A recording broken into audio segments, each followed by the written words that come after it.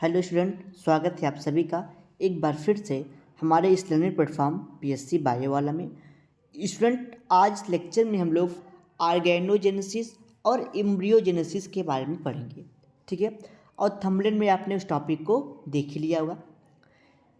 Student, अगर आप in vitro plant culture की जो सीरीज चलती आ रही है, जिसमें मैंने आपको सेल कल्चर या tissue culture, embryo culture, anther culture, ठीक है, उसके बाद सेल सस्पेंसर कल्चर, ये सब चीज़ें जो पढ़ाई है उसमें ये छोटे छोटे जो टर्मिनोलॉजी आपको दिखाई पड़ रहे हैं, एम्ब्रियोजेनेसिस और ऑर्गेनोजेनेसिस, ये टॉपिक क्या हुए थे, इंक्लूड थे उसी में सारी चीज़ें पढ़नी थी। लेकिन आपके सिलेबस में इस टॉपिक को अलग से भी दिया गया है पढ़ने के लिए, ठीक है। यानी कि आपके एम्ब्रियोजेनेसिस अगर आपको देखा जाए, ठीक है, सेल कल्चर, सस्पेंसर कल्चर, उसमें सारी टॉपिक इंक्लूड थी, लेकिन इस टॉपिक को अलग से भी दिया गया है, ठीक। तो हमें करना क्या है, जो चीज़ें हमने पढ़ाई है, ठीक, बस क्या होता था हम बताते थे आपको कि भाई एम्ब्रियोजेनेसिस से एम्ब्रॉयड बनेगा और प्लांटलेट से एक प्लांट बन जाएगा। ऑर्गेनोजेनेसिस से क्या होगा, एक प्लांट होगा। प्लांट से क्या होगा, प्लांट है, प्लांट का रूट सिस्टम डेवलप हुआ, वो प्लांटलेट बनाएगा, फिर एक मेच्योर प्लांट बनाएगा। वही चीज़ें हैं, बस इसमें हमको थोड़े से पॉइंट को ऐड करके, यानी कि इसमें मैटर आपको बढ़ा के दे देना है, बस यही चीज़ें है इसमें, ठीक। तो आइए समझते हैं ऑर्गेनोजेनेसिस और एम्ब्रियोजेनेसिस क्या है, ठीक। तो पहले हम लोग समझते हैं कि एम्ब्रियोजेनेसिस के बारे में, ठीक। किसके बारे में, एम्ब्रियोजेनेसिस के बारे में, ठीक। देखिए यहाँ पे, देखिए स्टूडेंट, एम्ब्रियोजेनेसिस क्या होता है, ठीक। एम्ब्रियो मीन्स क्या होता है, फॉर्मेशन, ठीक है। एम्ब्रियो का मतलब, एम्ब्रियोजेनेसिस का मतलब होता है एम्ब्रियो का फॉर्मेशन, ठीक है। एम्ब्रियो का फॉर्मेशन जो आपके सिलेबस पे टॉपिक दिया गया है, ठीक। तो अभी मैंने आपको बताया, आपको मालूम है, जो अब मैंने आपको अभी टिश्यू कल्चर, ठीक, चाहे सेल सस्पेंसर कल्चर, ठीक है, चाहे आप मेरिस्टम कल्चर करते हैं, ठीक है, तो उसमें ये सारी टॉपिक है, ठीक। तो वहाँ पर क्या करते थे आप, भाई सेल टिश्यू कल्चर कर रहे हैं या सेल सस्पेंसर कल्चर कर रहे हैं, ठीक, क्या मेरिस्टेम कल्चर कर रहे हैं, तो वहाँ क्या करते थे, आप प्रोटोप्लास्ट को निकालते थे, ठीक। किसको निकालते थे, प्रोटोप्लास्ट को। प्रोटोप्लास्ट क्या होता है, plant cell without cell wall. जैसे प्लांट सेल है, उससे आपने सेल वॉल को निकाल दिया, वो प्रोटोप्लास्ट हो जाता था, ठीक है। प्रोटोप्लास्ट होता था वही, ठीक। अब ये चीज़ें आप लोग जानते थे। तो मेरिस्टेम कल्चर, टिश्यू कल्चर में भी वही चीज़ें होती थी। तो वहाँ पर क्या करते थे, क्या आप वहाँ पे कैलस बनाते थे, ठीक। चाहे आप टिश्यू कल्चर पढ़ते थे, चाहे मेरिस्टेम कल्चर, चाहे एंथर कल्चर, कुछ भी पढ़ते थे, तो आप वहाँ पे कैलस कल्चर करते थे। तो कैलस किससे बनता था, कैलस जैसे टिश्यू से बनता था, प्रोटोप्लास्ट से बनता था। कहने का मतलब इक्स प्लांट से बनता था। जो भी मटेरियल आप लेते थे उससे क्या बनता था, उसके एक्स प्लांट से वो चीज़ें बनती थी, ठीक। एक्स प्लांट से बनता था, ठीक। और एक्स प्लांट मटेरियल को आप क्या करते थे, न्यूट्रिएंट मीडियम में डाल देते थे, ठीक है। कहाँ डालते थे, न्यूट्रिएंट मीडियम में। तो वो क्या करता था, वो ग्रोथ करता था, ठीक, ग्रोथ करता था, ठीक। ग्रोथ करके जो सिक्स प्लांट था उसको आपने कल्चर मीडियम में डाला, ग्रोथ करके क्या बनाया, कैलस में कन्वर्ट हो गया, ठीक। कैलस में कन्वर्ट हो जाता था। फिर ये जो कैलस बना, इसमें से क्या होगा, कैलस एम्ब्रियो, आपको पता है कैलस में एम्ब्रियो की फॉर्मेशन प्रॉपर्टी होती है, अर्थात इसमें रूट सिस्टम और शूट सिस्टम का जो डेवलपमेंट होता है उसी से होता है, ठीक। जैसे आपको पता है कि भाई स्पर्म और ओवम मिला तो क्या बनेगा, जाइगोट बनेगा। जाइगोट से क्या होता है, एम्ब्रियो बनेगा। मतलब फर्टिलाइजेशन हुआ, फर्टिलाइजेशन हो गया, जाइगोट बना, जाइगोट से एम्ब्रियो बनता था, ठीक। तो वही सारी फंक्शन यहाँ पर भी होती है। यहाँ पर ये होता है कि भाई आपने एक्सप्लांट लिया, एक्सप्लांट से आपने क्या किया, एक्सप्लांट लिया, और एक्सप्लांट से आपने, ठीक है, कैलस तैयार किया, और जो कैलस होता है वो कन्वर्ट हो जाता है सोमैटिक एम्ब्रियो में, और जो सोमैटिक एम्ब्रियो है वो डेवलप्ड होता है और क्या बनाता है, सोमैटिक प्लांट, या आप कह सकते हैं कि प्लांटलेट बनाएगा। और जो प्लांटलेट है वह एक मेच्योर प्लांट बनाएगा। ठीक, हुआ क्या भाई, आपने एम्ब्रियो एक्सप्लांट लिया, ठीक, एक्सप्लांट लिया आपने, एक्सप्लांट को कल्चर मीडियम में ग्रो कराया, वो कैलस बना, कैलस से फिर एम्ब्रॉयड बनेगा, ठीक, एम्ब्रॉयड से प्लांटलेट बनेगा और प्लांटलेट से आपका एक मेच्योर प्लांट बन जाएगा। ठीक, यही होता है एम्ब्रियोजेनेसिस। चलिए आइए इतनी बात को लैंग्वेज के माध्यम से हम लोग सारी चीज़ों को समझते हैं। ठीक, embryogenesis in the plant tissue culture refers to the process of including formation of somatic embryo from explant such as plant cell, tissue, callus, meristem etc. कहने का मतलब क्या है यहाँ पे उसको भी समझिए आप। कह रहा कि एम्ब्रियो कल्चर प्लांट में एक ऐसी प्रक्रिया है जो बताती है क्या, formation of somatic embryo, somatic embryo का फार्मेशन कराती है। कहाँ से कराएगी, फ्रॉम प्लांट, जैसे प्लांट के सेल से, टिश्यू से, कैलस से, मेरिस्टेम से। ठीक है, फिर बताया कि द सोमैटिक एम्ब्रियो आज सिमिलर टू द जाइगोट, जो सोमैटिक एम्ब्रियो होता है वो जाइगोट की तरह होता है। ठीक है, but it is produced asexually. ठीक है, ये क्या होता है, एसेक्सुअली प्रोड्यूस होता है। The steps involve in embryogenesis in plant tissue culture are given as below. यानी कि क्या होता था, एसेक्सुअल रिप्रोडक्शन का मतलब क्या है भैया यहाँ पे, कि आप किसी प्लांट के पार्ट से यानी कि लीफ से प्रोटोप्लास्ट को निकालते थे, तो यहाँ पे सेक्स ऑर्गन की कोई ज़रूरत नहीं थी।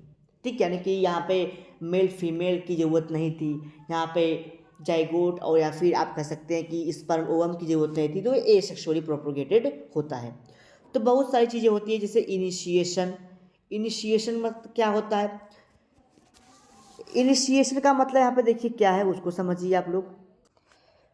इन this process explant are transfer into specific culture medium containing plant nutrients such as growth and development growth regulators.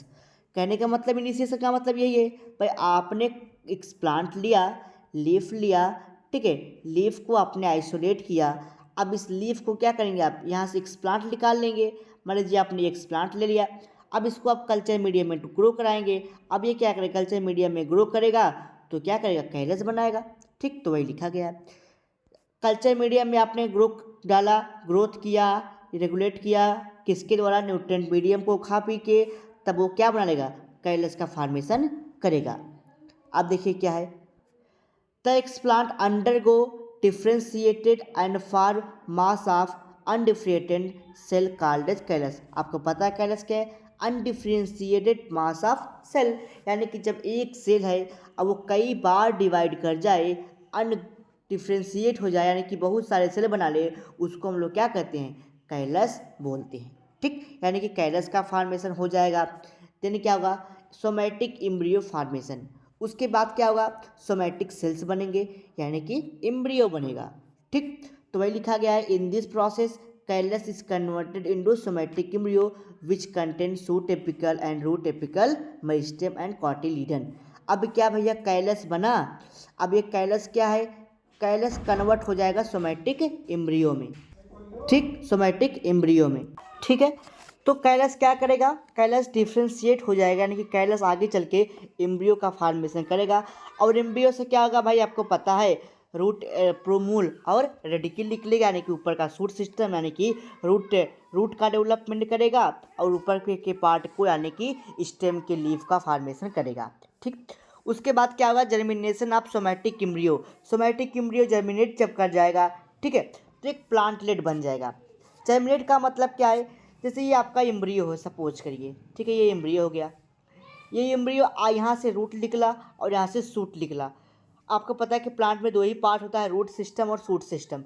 Root बनाएगा क्या, रूट सिस्टम बनाएगा रूट को, सूट सिस्टम बनाएगा स्टेम को, लीफ को, ये सब चीज़ों को। तो एक छोटा सा नन्हा सा प्लांट बन जाएगा। ठीक, सपोज करिए ऐसा एक प्लांट बन गया। ठीक, ये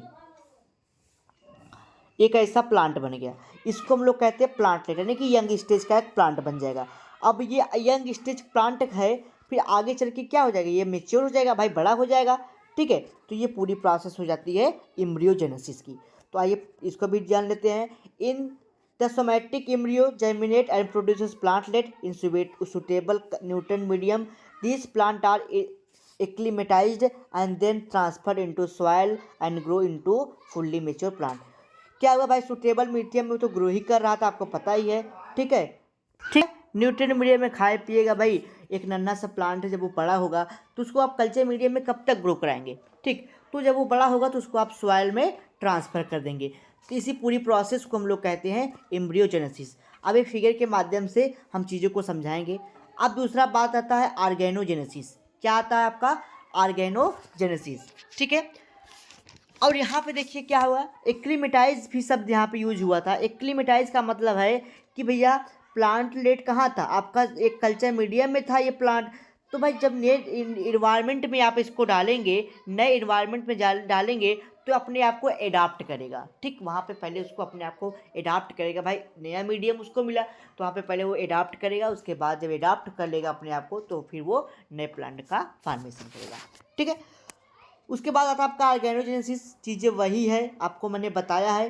ठीक है। इन ऑर्गेनोजेनेसिस को और एम्ब्रियोजेनेसिस को हम फिगर के माध्यम से दोनों को एक ही फिगर में अभी आपको समझा देंगे और आप अच्छे से समझ भी जाएंगे। आइए बात करते हैं ऑर्गेनोजेनेसिस और अब क्या होता है। ठीक है। ऑर्गेनोजेनेसिस क्या होता है भाई? अब मैंने बताया इसमें भी क्या होगा, इसमें भी एक्सप्लांट होगा, वही चीज़ इसमें भी है। ठीक है। आप एक्सप्लांट लेंगे, ठीक है, एक्सप्लांट लेंगे और यहाँ पर क्या हो सकता है आपका? टिश्यू हो सकता है। कल टिश्यू के द्वारा आप सेल के द्वारा कुछ भी काम कर सकते हैं। ठीक है। तो टिश्यू कल्चर का प्रोसेस मान लीजिए कि हम लेते हैं। ठीक है। अब आपने टिश्यू कल्चर की तरह में क्या लिया था? आपने एक लीफ लिया था, लीफ से आपने टिश्यू को निकाला। ठीक है। अब टिश्यू क्या आपका? एक्सप्लांट है। लीफ से मान लीजिए आपने टिश्यू निकाला, वो आपका एक्सप्लांट है। अब उस एक्सप्लांट को आप क्या करेंगे? कल्चर मीडियम में डाल देंगे। कल्चर मीडियम में डाल देंगे तो क्या करेगा? ग्रो करेगा। ग्रो करेगा तो कैलस बन जाएगा। ठीक है। टिश्यू था, ग्रो करा, कैलस बन गया। ठीक है। अब कैलस क्या होगा? ये कैलस आपको पता है कैलस क्या है? कैलस किसे कहते हैं? अनडिफरेंशिएटेड मास ऑफ ग्रोथ या फिर मास ऑफ सेल। ठीक है। जब टिश्यू बहुत सारे ग्रोथ कर लेगा, बहुत सारे सेल बना देगा, उसको हम लोग कैलस कहेंगे। अब कैलस क्या होगा? आपको पता है इम्ब्रियो ऑर्गेनोजेनेसिस में क्या होता है? मैंने बताया ऑर्गेनोजेनेसिस में ही होता है कि भाई प्लांट के दो पार्ट होते हैं, एक रूट सिस्टम और शूट सिस्टम। अब आपने इम्ब्रियो को प्राप्त लिया, यानी कि कैलस आपने प्राप्त कर लिया। कैलस को आप क्या करेंगे? अब उस कैलस को आप कल्चर मीडियम में डालेंगे। कौन से आप मीडियम में डालेंगे? आप ऐसे मीडियम में डालेंगे जहाँ पे शूटिंग मीडियम हो। शूटिंग मीडियम कहने का मतलब, अगर आप चाहते हैं कि हमारा प्लांट का जो सूट है, ये रूट का पार्ट है, वो रूट का पार्ट डेवलप्ड हो, तब सारे न्यूट्रिएंट मीडियम डाल देंगे, माइक्रो न्यूट्रिएंट। ठीक है। सारी चीज़ें आप इसमें विटामिन और उसके बाद माइक्रो एलिमेंट, ठीक है, मिनरल्स, सारी चीज़ें डाल देंगे। लेकिन अगर आपको रूट को डेवलप करना है, किसको डेवलप करना है? रूट को। अगर आपको रूट को डेवलप करना होगा तो यहाँ पे आपको ऑक्सीन की मात्रा, किसकी मात्रा? ऑक्सीन की मात्रा। ठीक है। ऑक्सीन की मात्रा आपको ज़्यादा रखना है इन कंपेरिजन टू साइटोकाइनिन, ये मैंने आपको बताया है। तो ऑक्सीन की मात्रा आप ज़्यादा कर देंगे तो रूट जल्दी से डेवलप करेगा। करता क्या है? जैसे साइटोकाइनिन करता क्या है? ये सेल डिवीजन को ग्रोथ करता है। किसमें? रूट में। ऑक्सीन क्या करेगा? सेल डिवीजन को ग्रोथ को बढ़ाएगा। ठीक है।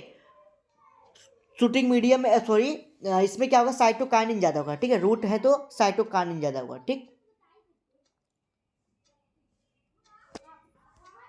ठीक। तो यहाँ पे साइटोकाइनिन ज़्यादा होगा अगर आपको रूट को डेवलप करना है। ठीक। तो आपको शूटिंग मीडियम और रूटिंग मीडियम में डाल देना है। जब आप शूटिंग मीडियम में डाल देंगे तो क्या होगा? अब शूटिंग मीडियम में डाला आपने तो सूट पूरा बन गया, ऊपर का पार्ट। रूटिंग मीडियम में डाला, रूट तैयार हो गया। ठीक। यानी कि ये देखिए, ये रूट बन जाएगा और ऊपर आपका ये सूट सिस्टम बन जाएगा, एक यंग प्लांट बनेगा। अब आप इसको क्या करेंगे? फिर किस सॉइल में ट्रांसफर कर देंगे तो ये मेच्योर प्लांट बन जाएगा। तो वही चीज़ यहाँ पे बताई गई है।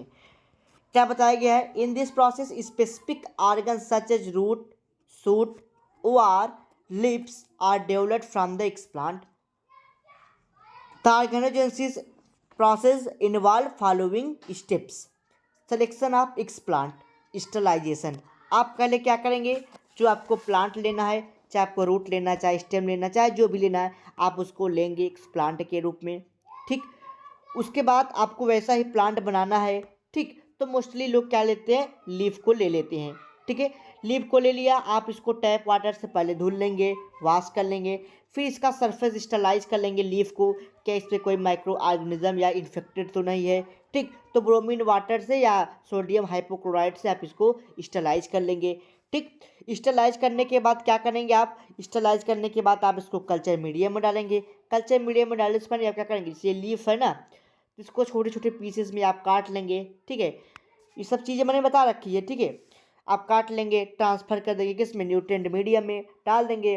ठीक है, जब आप उसमें डाल देंगे, सेल है मान लिया फिर टिश्यू है, वो क्या करेगा भाई, भोजन पानी करेगा कैल न्यूट्रिएंट मीडियम से, तो कैलस बना लेगा। वो कैलस क्या करेगा, कैलस आगे चल के सूट का फॉर्मेशन और रूट का फॉर्मेशन करेगा। सूट का फॉर्मेशन करना है तो आपको सूटिंग मीडियम में डालना होगा। ठीक है, और रूट का फॉर्मेशन करना है तो आपको रूटिंग मीडियम में डालना होगा। और आपको मैंने बताया, अगर आपको शूटिंग मीडियम में डालना है तो शूटिंग मीडियम में क्या करेंगे, आप साइटोकाइनिन को ज़्यादा कर देंगे। शूटिंग मीडियम में साइटोकाइनिन को ज़्यादा कर देंगे और ऑक्सीन को कम कर देंगे। अगर आपको रूट को डेवलप करना है, ठीक, अगर आपको रूट को डेवलप करना है तो क्या करेंगे, आप ऑक्सीजन ज़्यादा कर देंगे और इसको कम कर देंगे साइटोकाइनिन को, तो रूट जल्दी से डेवलप करेगा, रूट सबसे ज़्यादा मात्रा में डेवलप हो जाएगा। फिर आप दूसरे मीडियम में डाल देंगे तो रूट जल्दी से डेवलप हो जाएगा। तो सूट रूट जब ज़्यादा डेवलप हो जाएगा यानी कि एक यंग प्लांट बन जाएगा। ठीक, जिसको हम लोग प्लांटलेट कहते हैं। अब उस प्लांटलेट को आप सॉइल में ट्रांसफ़र कर देंगे तो मेच्योर प्लांट बन जाएगा। ठीक, तो ये पूरे प्रोसेस थी ऑर्गेनोजेनेसिस की। ठीक, आइए लैंग्वेज के माध्यम से समझिए। The explant may be part of leaves which are selected for from desired plant। ठीक, आप लीफ को सेलेक्ट करेंगे किससे, डिजायर प्लांट से, आप जिससे प्लांट को ग्रो कराना चाहते हैं। Mostly leaves are selected as explant material. The explant surface sterilize with different chemical such as bromine water, या आप और भी लिख सकते हैं सोडियम, ठीक है सॉरी Na, सोडियम हो गया हाइपोक्लोराइड NaOCl। ठीक है, सोडियम हाइपोक्लोराइड रख सकते हैं आप। आपने ले लिया, उसको स्टरलाइज कर लिया। स्टरलाइज करने के बाद आपको कहाँ डालना है, the callus the culture medium nutrient, ठीक है, containing nutrient growth and regulators with sterilize before inoculation, यानी कि जो आपका कल्चर मीडियम है उसको भी आप स्टरलाइज कर लेंगे। अब उसके बाद मीडियम को डाल देंगे। जब मीडियम को डाल देंगे तो क्या बन जाएगा, किसको डाल देंगे, आप कैलस को डालेंगे और न्यूट्रिएंट मीडियम को, तो वो ग्रोथ करेगा। ग्रो करने के बाद क्या बनाएगा, ग्रो करेगा तो भाई कैलस बनाएगा। ठीक, अब कैलस मान लीजिए कि बन गया, कैलस बन गया, अगर उसमें न्यूट्रिएंट मटेरियल बचा हुआ है प्लांट में, ये जो आपका कंटेनर था, अगर उसमें न्यूट्रिएंट मीडियम है तो भाई आगे का ग्रोथ डेवलपमेंट करेगा। अगर नहीं है तो आपको सब कल्चरिंग करनी होगी। सब कल्चरिंग का मतलब आप समझते हैं कि भाई एक मीडियम से दूसरे मीडियम में डाल देना। ठीक, तो कैलस को आप दूसरे मीडियम में डालेंगे। अब आप चाहते हैं कि हमारा रूट का डेवलपमेंट हो तो रूट का मीडियम ले लेंगे, सूट का डेवलपमेंट होगा सूट का। ठीक, या अगर आपने कैलस डाला है, कैलस अच्छे से मिश्योर नहीं हुआ है तो आप उसको दूसरे मीडियम में डाल देंगे, अगर इस मीडियम में न्यूट्रिएंट मटेरियल ख़त्म हो गए हैं तो। ठीक, समझ में आ रही बात हमारी। हमारे कहने का मतलब ये है, जैसे ये सेल था, ठीक, सेल को आप क्या करें, ग्रो करा रहे हैं कल्चर मीडियम में। ठीक, कल्चर मीडियम में आप ग्रो करा रहे हैं। अब मान लीजिए कि ये सेल अभी तैयार नहीं हो पाया है और ये न्यूट्रिएंट जो था खा के ख़त्म कर दिया सेल आपका, तो आप दूसरे मीडियम में डाल देंगे। इसको कहते हैं हम लोग सब कल्चरिंग। ठीक, तो वही लिखा गया है कि it grow from undifferentiated mass of cell called callus. ठीक, फिर लिखा है सब कल्चरिंग द कैलस। ठीक, सब कल्चरिंग द कैलस इज सब cultured by transferring into fresh medium, यानी कि उसको नए मीडियम में आप लोग डाल देंगे। सूट फार्मेशन, रूट फार्मेशन क्या होता है, callus is transfer into shooting medium more concentrated of cyto auxin comparison to auxin cyto. अगर आपको रूट सूट को डेवलप करना है शूटिंग मीडियम में डालेंगे तो आपको ऑक्सीन को क्या करना है, ऑक्सीन आप कम कर देंगे और साइटोकाइनिन को ज़्यादा कर देंगे।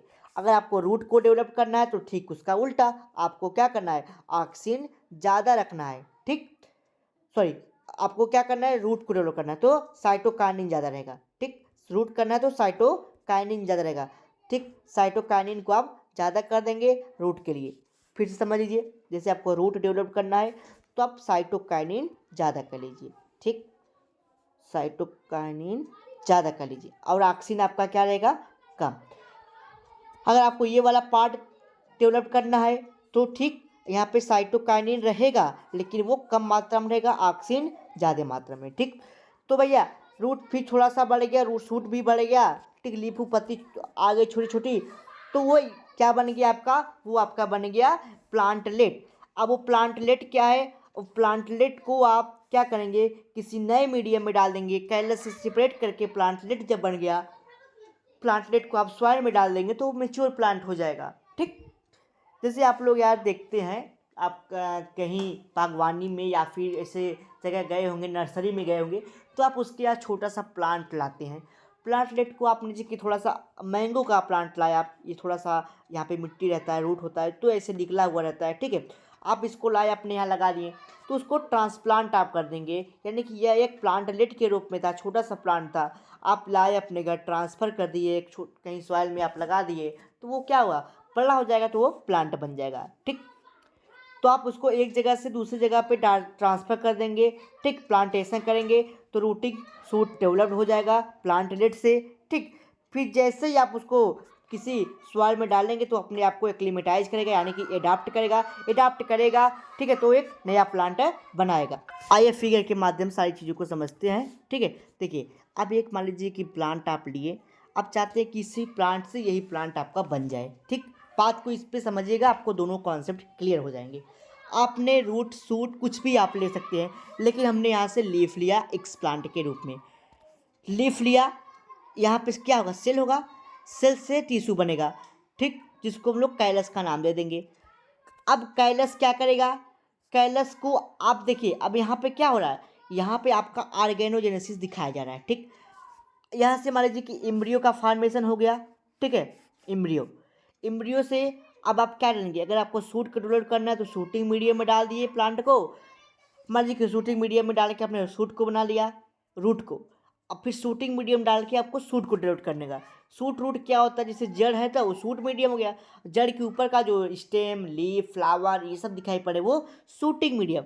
तो हमने क्या किया, पहले इसको रूटिंग मीडियम में डाल दिया, तो रूट देख रहे हैं आप यहाँ पे बन गया, ठीक। अब उस रूट यहाँ पे बन गया है, अब आप लाके उसको शूटिंग मीडियम में डाल देंगे तो सूट बन जाएगा। तो जब शूटिंग रूटिंग बन गया तो आप देखेंगे कि आपका प्लांट लेट बन जाएगा। अब ये प्लांट लेट जब आप इसको ट्रांसफ़र करेंगे तो मेच्योर प्लांट बन जाएगा, ठीक। या दूसरा मेथड है ऑर्गेनोजेनेसिस, आपने कैलस को लिया, कैलस से एम्ब्रियो बना। अब आपको पता है कि भाई एम्ब्रियो में क्या होता है, रेडिकल और प्रोमूल होता है, तो प्रोमूल क्या करेगा, रेडिकल क्या क्या रूट बनाएगा, प्रोमूल क्या करेगा, सूट बनाएगा। तो यहाँ से एक प्लांटलेट बनेगा, और वह प्लांटलेट आगे चल के मेच्योर प्लांट बना लेगा, ठीक। तो ये पूरा प्रोसेस था किसका, ऑर्गेनोजेनेसिस और एम्ब्रियोजेनेसिस को। बात समझ में आई, ठीक है। वीडियो कैसा लगा कमेंट बॉक्स में कमेंट करके बताइएगा। नेक्स्ट लेक्चर में हम लोग सेकेंडरी मेटाबोलाइट्स के बारे में समझेंगे, ठीक है। तो ये स्टूडेंट पूरा आपका प्रोसेस था मेटाबोलाइट। और स्टूडेंट एक इन्फॉर्मेशन अब आपके देनी थी कि आपका जो पांचवा यूनिट और आपका जो तीसरा यूनिट था इसका कंप्लीट पीडीएफ बन चुका है। आप लोग देख सकते हैं कि 73 पेज का ये पीडीएफ है, ठीक। यहाँ पे देखिएगा, आप कॉर्नर पे आपको दिखेगा, इस जगह देखिएगा कॉर्नर पे देख रहे हैं आप, 73 पेज का पीडीएफ बन चुका है, ठीक। इसमें आपका थर्ड यूनिट और फिफ्थ यूनिट कंप्लीट हो चुका है, जो आपके पेड बैच पे अपलोड कर दिया गया है, ठीक।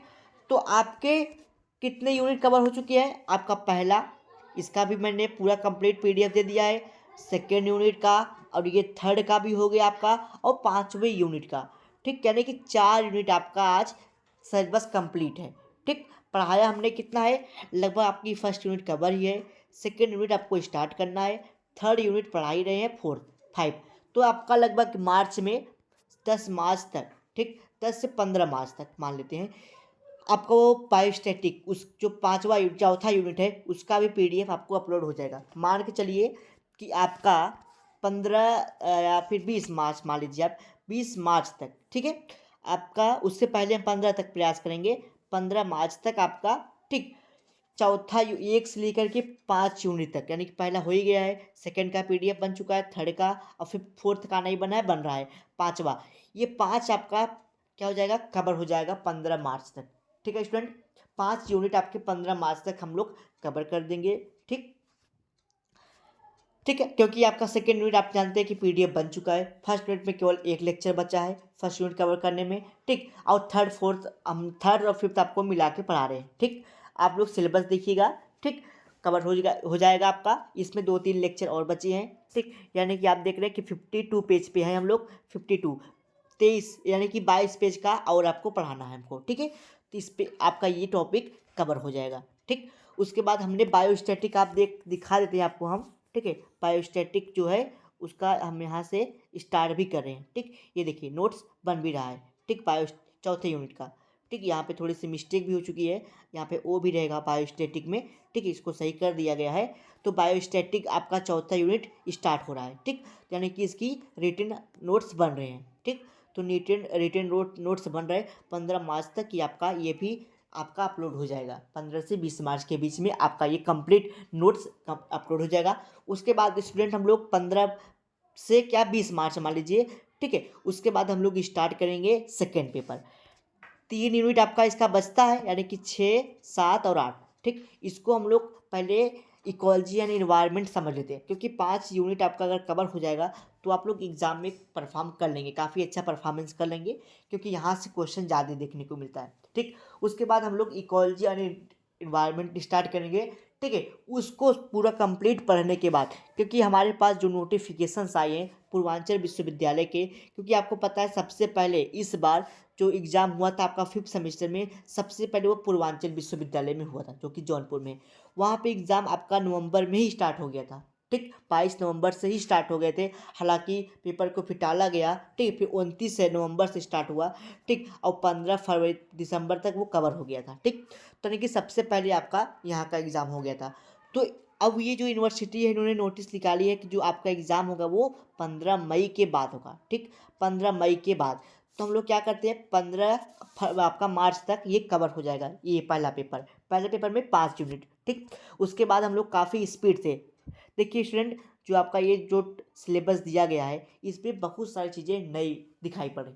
तो नई चीज़ों को पढ़ना, फिर उसके अकॉर्डिंग नोट्स बनाना और एकदम इजी लैंग्वेज में नोट्स बनाना, ये थोड़ा टाइम टेकिंग प्रोसेस होता है। ठीक है। ठीक, बायोस्टैटिक बहुत बच्चे बोले थे कि सर बायोस्टैटिक हम पढ़े हैं। ठीक है, बायोस्टैटिक को आप छोड़ दीजिए। ठीक, लेकिन स्टूडेंट बायोस्टैटिक में कुछ चीज़ें ऐसी भी हैं जो आप लोग अभी नहीं अच्छे से पढ़े होंगे, जैसे काई स्क्वायर टेस्ट कुछ लोग पढ़े होंगे, लेकिन काई स्क्वायर टेस्ट आप लोग उस ढंग से नहीं पढ़ेंगे जिस ढंग से हम आपको पढ़ा देंगे। ठीक, बॉटनी में, जूलॉजी में आपने 4th सेमेस्टर में पढ़ा होगा, लेकिन वहाँ पे आपके साइंस से रिलेटेड चीज़ें कम थी। ठीक, तो आपको हम बताएंगे, आप जब इसको पढ़ेंगे तो काफ़ी इंटरेस्टिंग आपको लगेगा भी। ठीक, उसके बाद स्टूडेंट आपका तो टॉपिक कवर हो गया। सेकेंडरी मेटाबोलाइट कल के लेक्चर में हम लोग डिस्कस करेंगे। ठीक है, कल के लेक्चर में क्या डिस्कस करेंगे, सेकेंडरी मेटाबोलाइट को। उसके बाद स्टूडेंट आप लोग इकोलॉजी इन्वायरमेंट आपका जो है वो कुछ टॉपिक जो कि है जो पहले से पढ़े हुए टॉपिक हैं, कुछ चीज़ें उस पर नई है। ठीक है, कुछ चीज़ें क्या है, नई है। तो नई चीज़ों को हम लोगों को भी पढ़ना पड़ता है, फिर उसके अकॉर्डिंग नोट्स बनाना पड़ता है। ठीक है, तो सेकेंडरी मेटाबोलाइट। और स्टूडेंट आप लोग का जो पूर्वांचल विश्वविद्यालय के बच्चे हैं ध्यान देंगे कि आपका 15 मई के पहले एग्जाम है नहीं होगा। तो आप लोग को ये जो पेपर दे दिया जा रहा है फोर्थ, ये जो 5 यूनिट आपका कवर हो जाएगा। ठीक है, 5 यूनिट आपका 15 मई मार्च तक खत्म हो जाएगा। आपको पता है आज 2 से 3 मार्च हो गया, 2 मार्च। ठीक है, तो लगभग 10 से 12 दिन में ये चीज़ें कवर कर लेंगे हम लोग। 20 मार्च तक हम लेके चलेंगे मान के, और 15 मार्च तक आपका बायोस्टैटिक का कवर हो चुका है। तो स्टूडेंट अगर आप लोग पेड बैच ज्वाइन नहीं किए हैं तो पेड बैच ज्वाइन कर लीजिए। देखिए पेड बैच से आपके क्या फ़ायदे होंगे आज आपको हम समझा देते हैं। जूलॉजी को मैम का पेपर चल रहा है। ठीक है, 15 मार्च तक हो सकता है कि उनका पेपर कवर हो जाएगा। ठीक, उसके बाद वो काफ़ी स्पीड से चीज़ों को पढ़ाएंगी। ठीक, हो सकता है उनका एक दिन में 2-2 या 3-3 लेक्चर देखने को मिल सकता है। ठीक, अब उनका लेक्चर नहीं अपलोड हो रहा है क्योंकि उनका एग्ज़ाम है। ठीक, उसके बाद स्टूडेंट देखिए क्या है, जूलॉजी के नोट्स हमने अपलोड कर दिया है, आपको शायद दिखाया भी होगा। जूलॉजी का लगभग 7 यूनिट, ठीक है, हाँ 6 यूनिट अपलोड हो चुका है, 7वां यूनिट बचा हुआ है। लेकिन ये मैम के हैंड नोट्स नहीं है। ठीक है, मैम के हैंड नोट्स नहीं है, वो नोट्स बनाया जा रहा है। ठीक है। मैम हो सकता है कि वो नोट्स से पढ़ाएं या अलग नोट्स से पढ़ा सकती हैं, ठीक। अगर उनको वो नोट्स टेबल लगेगा तो उससे पढ़ा देंगी, नहीं तो वो खुद का नोट्स बना करके आपको पढ़ाएंगी। अब बात आती है सर ये नोट्स कैसा है, हम समझ नहीं पाए। देखिए ये हमारी जो कोचिंग संस्था है, ठीक, उससे बनाई जा रही है, ठीक। यानी कि हमारे द्वारा ये चीज़ें बनाई जा रही है हमारे माध्यम से, ठीक है, मैम के माध्यम से नहीं। तो हमारे माध्यम से ये चीज़ें आपको बनाई जा रही है, ठीक। उन बच्चों के लिए बनाई जा रही है जो केवल ही नोट्स लेना चाहते हैं, ठीक। जो केवल नोट्स लेना चाहते हैं तो वो नोट्स लेके चीज़ों को पढ़ सकते हैं, ठीक। तो लगभग वहाँ पे आपके 7वां यूनिट स्टार्ट हो चुका है नोट्स का, 6 यूनिट आपका कवर हो चुका है। हालांकि 5 यूनिट तक आपका वो अपलोड हो चुका है पीडीएफ।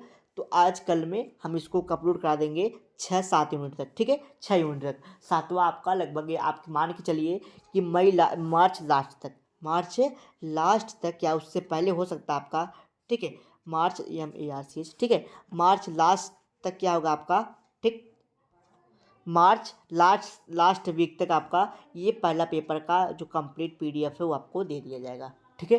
कंप्लीट पीडीएफ आपको जूलॉजी का दे दिया जाएगा, ठीक। उसके बाद हम बॉटनी का 5 लेक्चर भी 20 मार्च तक दे देंगे। तो आप लोग अपनी पढ़ाई करते रहिए। उसके बाद देखिए स्टूडेंट, जो आपका 3 लेक्चर बढ़ता है नैनो टेक्नोलॉजी चीज़ें हैं, ठीक है, कंप्यूटर से भी रिलेटेड जो चीज़ें हैं, उसका हम लोग जब सेकेंड पेपर पढ़ लेंगे, ठीक, टाइम मिलेगा तो उस चीज़ को हम लोग पढ़ेंगे। क्योंकि देखिए ये जो नई चीज़ें हैं यहाँ से क्वेश्चन कम पुटअप होंगे। क्यों? क्योंकि जो भाई एग्जामिनर है वो पहले से जो चीज़ें वो पेपर बनाया है, यहाँ से आपके 1-2 क्वेश्चन देखने को मिलेगा जो आपका नैनो टेक्नोलॉजी का है। क्योंकि जो चीज़ें हैं पढ़ने के लायक वो आपके 1 से 5 यूनिट के बीच का ही है, ठीक। 6, 7, 8 तो एक्स्ट्रा चीज़ें दी गई है, ठीक है, टेक्निकल चीज़ें दी गई हैं। तो आपका मेन यहीं से पूछने को मिलेगा 1 से 5 यूनिट तक, जो कि हमने कवर कर रखा है, ठीक।